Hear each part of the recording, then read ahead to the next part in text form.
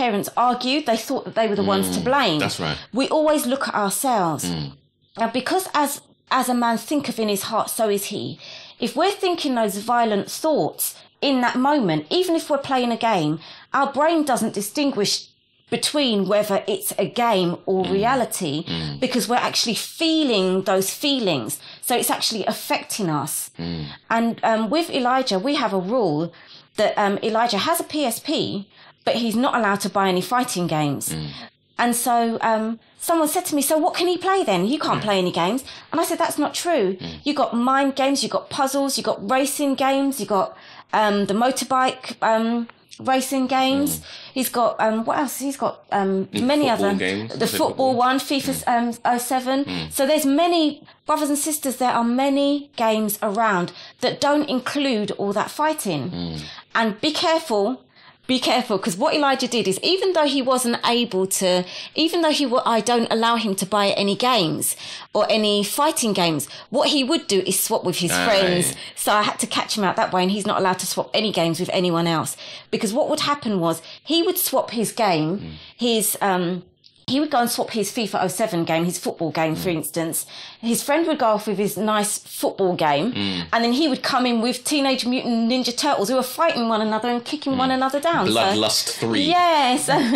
Blood Curdle 7. So be careful, brothers and sisters. Because our children's minds are so sensitive, we've got to screen them as much as we can from some of these things.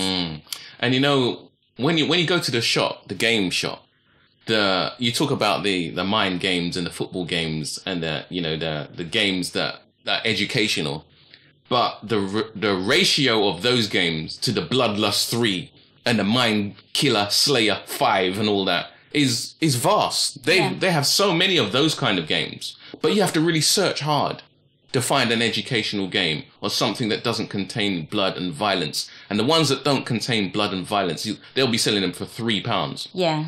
But the ones, interestingly, the ones with the blood and the gore and the violence, they're the expensive ones that everybody wants. And I know that when I first got the PSP for Elijah, because I thought about it anyway, and when I got it, we had that rule straight away that you don't have any fighting games, and I wanted to find a puzzle game or an intelligence game, something that can challenge his mind, with puzzles and stuff. And it was really hard to find one. It was really hard to find one in the beginning. But look around, brothers and sisters, because there are many shops, whether they've got pre-owned games and stuff that you can second-hand. Pre-owned sounds better, or you can get them someplace else. It's always, again, the same thing with the summer schemes and stuff. Look around for the best that we can get. Is it PSP? Is it PlayStation Personal? Or is it Play Satan Personally? And what determines whether it's PlayStation or Play Satan is dependent on what is running on that machine and how long they're allowed to play it. So, do games affect the minds of our children? Do films affect the minds of our children? Do films and games affect our minds as adults? I think they do. Yeah. At the moment, we're in the grip in England of a TV show called Hero. Fantasy stroke reality. Yeah. This is a series on the TV. Those of you in the States are probably well aware of this show, but it's taken hold in England now. It's on a Wednesday. Clearing the streets when it comes on. It's on a Wednesday night. This fantasy reality series on TV where people can fly. Yeah. Where people can stop time.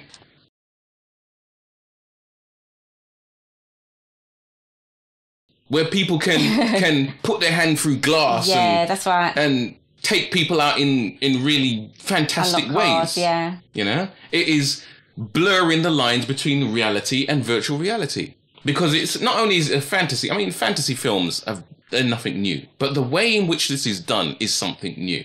It's done in a kind of realistic kind of setting. It's almost believable. It is quite believable. It's done in a very, very subtle way that blurs the lines, I believe, between reality and fantasy. And I think it can be quite dangerous then. Because we'll have people saying, well, I believe I can fly. Yeah.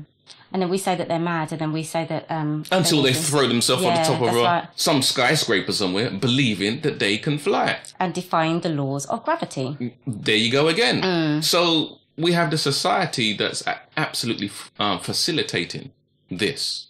You know? Of course they do, because the television, brothers and sisters, I know that sometimes we take it for granted that there is so many things that we know. The television's a tool. It's a tool. It's a tool that you play Satan personally. Yeah, it's a tool that you can. It's a tool that you can use for either good or bad. The PSP is a tool that you can use for good or bad. The computer's a tool that you can use for good or bad. You know, there are people. There are those paedophiles who've been caught by their computers, downloading child pornography on their computers. They're using their computers for bad. I know that with my children, we use computer websites like. In order for me to strengthen their skills, whether it's maths, English, science, whatever, you know, and when we're doing projects, it depends on what we use the tool for, whether it's for good or for bad. Yeah, I agree. It does depend on what we use the tool for. But what does the society at large encourage us towards? What is their mindset? Where is it that they're steering us to go? You know, as I said with the hero, we have Medium is another one, where there's this woman who can see into the future or see into the past and see into people's minds, is another one. Born Identity, Born Supremacy, Born Ultimatum is another one, where we have this man who can take on 100 people at one time, and he's some kind of science fiction, some kind of, I don't know, biological robot or whatever. And these things are absolutely capturing the minds of us and our children, because a lot of the time our children are watching these things. They're not new. Matrix, Crouching Tiger, you know, House of Flying Daggers. We've always had these kind of things, but those were not couched in a kind of realistic way, like the way it is done today. I think it's gone to a whole new level now. Yeah, I think so, because with the television being a tool, my main point of the TV being a tool is that it's a tool that is used against us in this society. So what they do is they have shows like Heroes, or even reality TV shows like Big Brother and them. And what happens is our minds are so locked into those things that we don't distinguish between reality and fantasy anymore. So what it confuses, it blurs the mind of our children, so they end up confused. Do you understand what I'm saying? Because it's what happens is, if you can't distinguish between reality and fantasy, you can't then live out your potential. Do you understand what I'm saying? Because you're too busy fantasizing. It's like Joseph when he's always playing Star Wars or something like that. He's so busy playing Star Wars that he's not working on his own human potential. And I remember I was so annoyed with him one day because he wanted to make some silly thing called gloop or glop. And he just wanted to make something, he just wanted to put all different kind of chemicals or different things into one bottle, shake it up and then just keep it. And I said, if you're going to do something, at least make it something constructive. So then I had to go and get like experiment cards, science experiments cards we went down to the Science Museum and we got science experiment cards, and where each time he wants to, he can pick a card and then do an experiment. And he made butter out of cream. We just got some cream and some salt, shook it. And then we made cream we made butter out of it. And that was me taking him away from the